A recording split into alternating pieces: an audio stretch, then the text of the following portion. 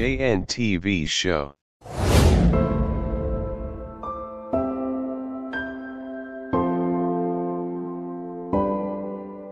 Reka nkwifuriza amahoro y'Imana we dukomeje kubana kuri GNTV show. Tugushimire ko wakoze subscribe cyangwa se ukaba utarayikora ariko ukunda ibiganiro tukugezaho. Kuri ya gahunda yo kukugezaho ubusobanuro bw'amazina, uyu munsi tugarutse ku izina Odette.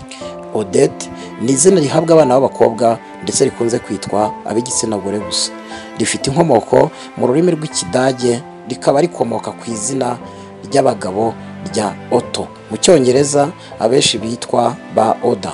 Byashyirwa mu Gifaransa rero bikaba Odette. Iri zina rikaba risobanura ubukire. Noneho reka dukomeze turebera hamwe muri bimwe biranga ba Odette.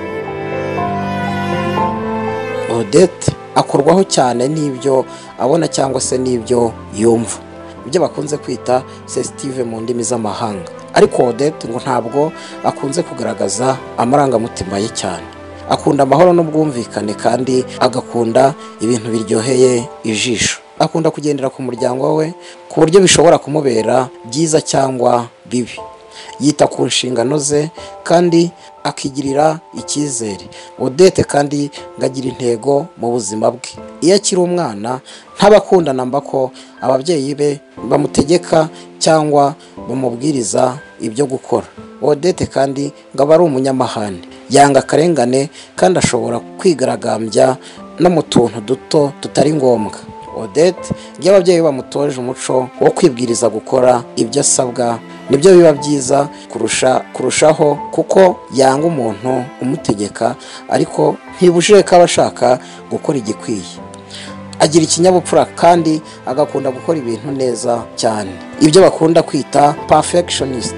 Gusa ashobora kuba umunebwe mu gihe hari ibindi bintu bitagenda neza mu buzima bwe. Noneho reka turebere hamwe ibyo ba Odette bakunda.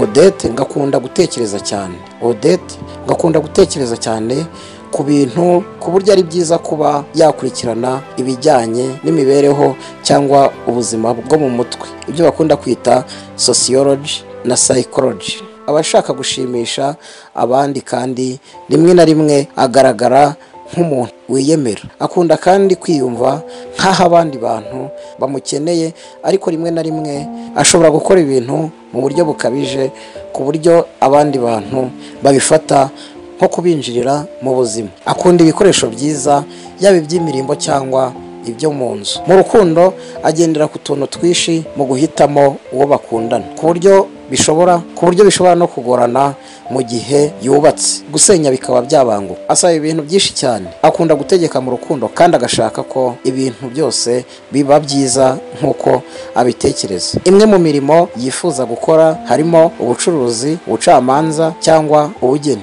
Nawe niba hari izina wifuza ko twazagusobanurira, watwandikira hasi hagenewe kwandika ibitekerezo munsi y'inkuru, maze tukazagusubiza twifashishije ubushakashatsi bwimbitse. Niba utarakora subscribe, ukande ku kimenyetso cy'umutuku byanditseho, maze ukurikizaho akamenyetso kameze nk'inzogera, maze inkuru zose tuzajya dushyiraho uzajya uhita uzibona ku gihe.